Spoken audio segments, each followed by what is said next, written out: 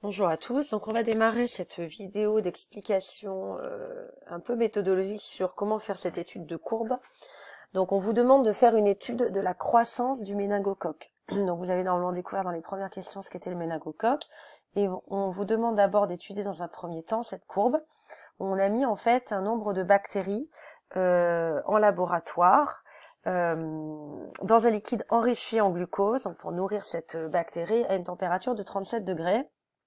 Et on a cette courbe-là. Donc, quand on commence une étude de courbe, donc on va analyser correctement cette courbe. Je vous mettrai cette petite fiche méthodologique également sur laclasse.com. On va d'abord voir de quoi ça parle. Alors, de quoi ça parle? Eh bien, il faut d'abord regarder le titre. C'est le graphique de la croissance des bactéries en fonction du temps. Donc ici, le nombre de bactéries, on regarde l'axe vertical, et le temps qui est donc l'axe horizontal. Et là, on va regarder les unités. Donc, on dit que c'est un nombre de bactéries par millilitre. Et là, on a le temps qui est en minutes. Voilà, première étape. Donc, on va donc observer maintenant cette courbe et regarder le sens de variation de chaque partie. Alors, c'est là qu'on se rend compte qu'il y a quelque chose qui est un petit peu divisé en deux, puisque cette courbe, elle part dans un premier temps, si on trace un trait en un premier trait, elle part dans un premier temps dans ce sens. Et on voit qu'à partir de là, l'axe de la courbe est un petit peu différent, donc avec un petit point d'inflexion qui n'est pas là où est la flèche, mais qui est plutôt ici. Dans tous les cas, on voit bien que le nombre de bactéries augmente. Voilà, le nombre de bactéries ne fait qu'augmenter. Mais on va pas s'en tenir à cette explication-là.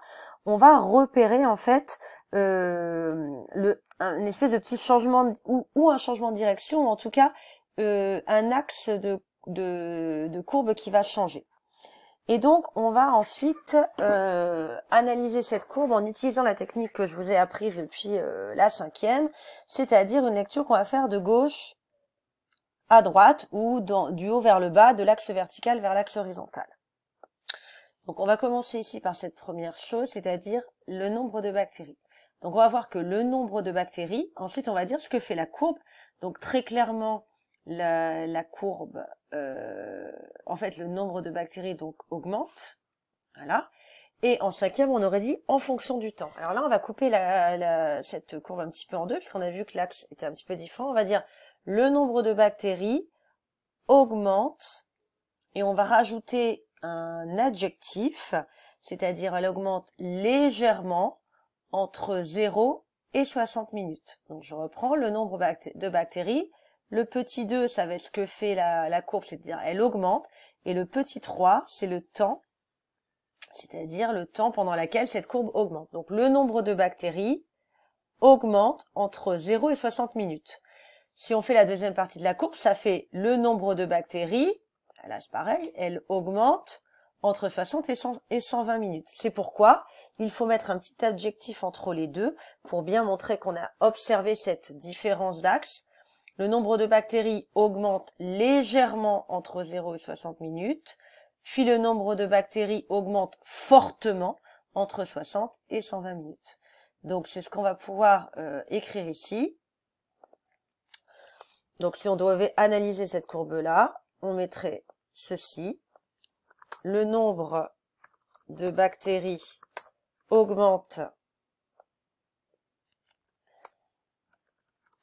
légèrement entre 0 et 60 minutes, puis augmente fortement entre 60 et 120 minutes. En 5e, vous auriez peut-être pas distingué tout ça, vous m'auriez dit le nombre de bactéries augmente en fonction du temps.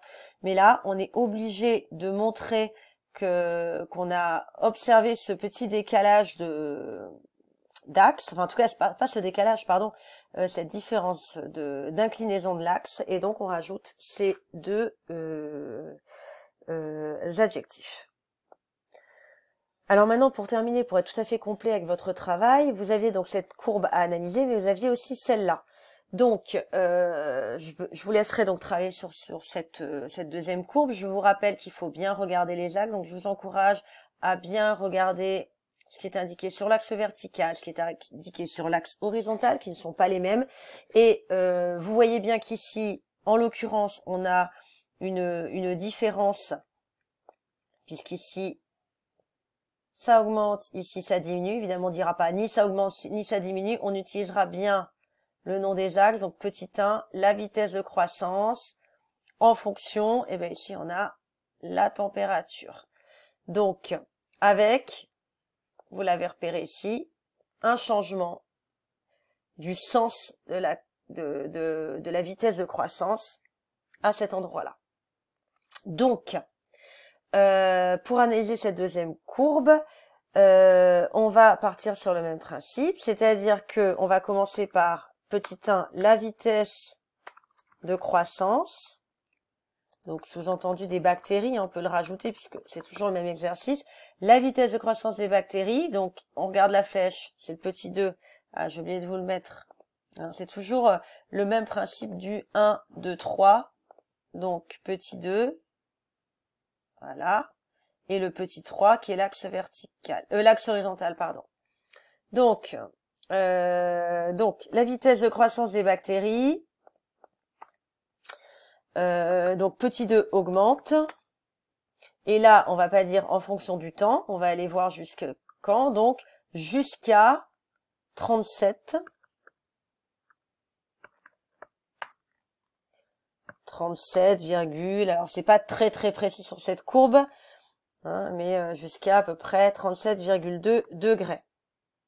Puis, alors là on a un changement complet de sens de la courbe, donc puis on reprend la vitesse de croissance, donc petit 1, le petit 2, elle, diminue, donc la vitesse de croissance diminue, et là, entre quoi et quoi? Eh bien, entre 37,2 degrés, pardon, et 40